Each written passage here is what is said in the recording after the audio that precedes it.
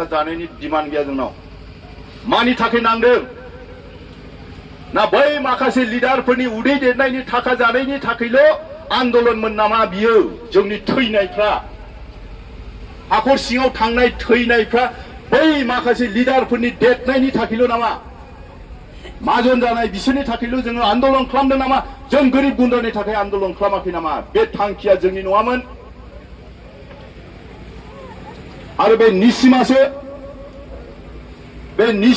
निसिमानि रायजोफ्रा खौसे जा आं बेखिनिखौनो खावलायबाय तो মই কৈছো নিসীমাটো অস্তিত্ব জায়গা ইয়াত যিমান জাতি জনগোষ্ঠী আছে সকলোৰে নিসীমা আমাৰ অস্তিত্বৰ কথা আহি পৰিছে টকা পইচা লগত নহয় আমি জিকিম আমি ইএম লম আমি কাম কৰিম বিনা পইচাত চাকৰি আমাৰ মানুহ পাব লাগে এইটাই শর্ট হিসাবে মই কৈছো বড় ভাষাত অলপ দীঘলীয়া কৈছে কিন্তু মেইন পইণ্টটো এছামিছত এইটোৱেই বহুত গরিব টকা পয়সা নাই মানুহৰ বহুত টকা পয়সা আহিব আমাৰ গ্যাৰেন্টি স্কিম আছে মাটিৰ পাট্টা সেলফ হেল্প গ্ৰুপৰ 40 কোটি আইবিএস কাৰণে 50 কোটি এনেকুৱা শিক্ষিত ল'ৰা ছোৱালীৰ কাৰণে 100 কোটি বুঢ়া বুঢ়ীৰ কাৰণে 10 কোটি বেমাৰ আজাৰ কাৰণে 5 কোটি এইটো হল গ্যাৰেন্টি স্কিম जायफ्रा दिनै आन्दायदों गभर्नमेन्टआ हाग्रामा सारा सिउर दाबाय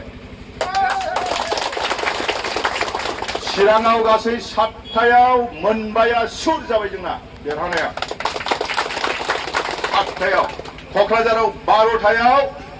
10थाया सुर जाबाय जोंना बेसेबां जाखो 15था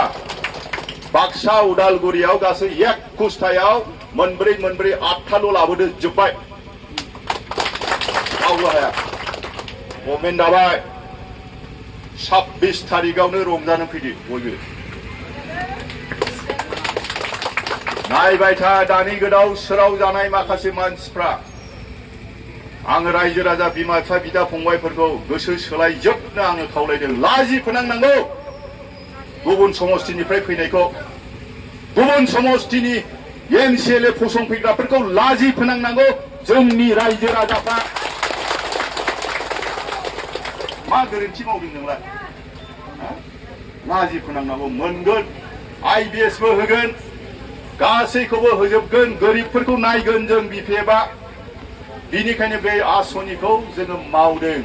हाग्रामा सारा बेखौ लादों गोसो फोथाय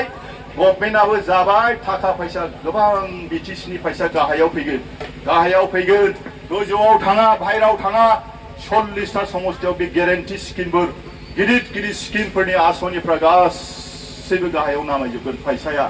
होमब्लासो नोंनि फिला बेला बाजार नों मोनब्लासो नों मोनगोन नों मोनब्लासो बै मोनगोन फैसाया नोंनावबो गैया बेनावबो गैया आंनावबो गैया मा फैसा जानो मा फैसा हाबनो बे बाजाराव माबोरै उन्नति जानो मैगं थाइगं माइ माइरं बिजनेस डेट नांगौ बेनो जोंनि थांखि निसिमा बिपिएफनि थाखा खामायनायनि उद्देश्य जोंनाव निसिमानाव गैया रावनावबो गैया रायजोफोरखौ जोङो खांनाय बेखौनो दायित्व लानानै निसिमाया दं दासिमाव आं दं आंनि व्यक्तिनि थाखाय सानाखै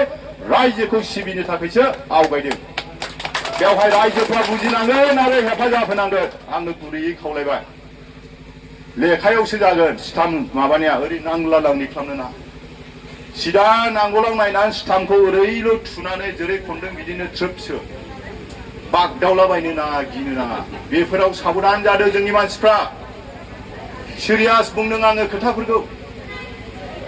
बिसोरना नांला नांगलि जाथों जोंना जानो मोना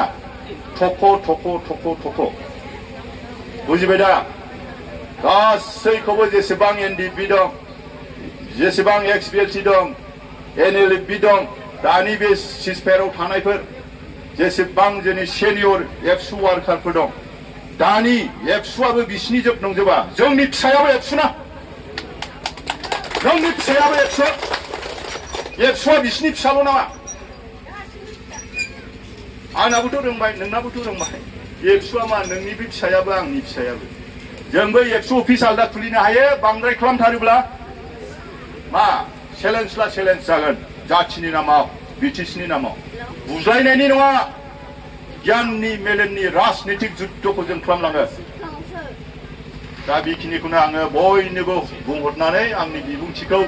नांगोलनि सबियाव भट थुनो थाखाय आरो दिनै गोदान गोदान जायफ्रा जयनिं जानो फैदों नोंथांमोनखौ दिनैनिफ्राय आजिर परा जी मानु भिलाके बीपीएफ नांगोलाव भट দিব पुराना नूतन লগত কথা নাই आजिर परा समान दिनैनिफ्राय सब गासिबो समान दा बेखौनो बुंनानै साबायखर होनानै फोजोबबाय गोजोन्थों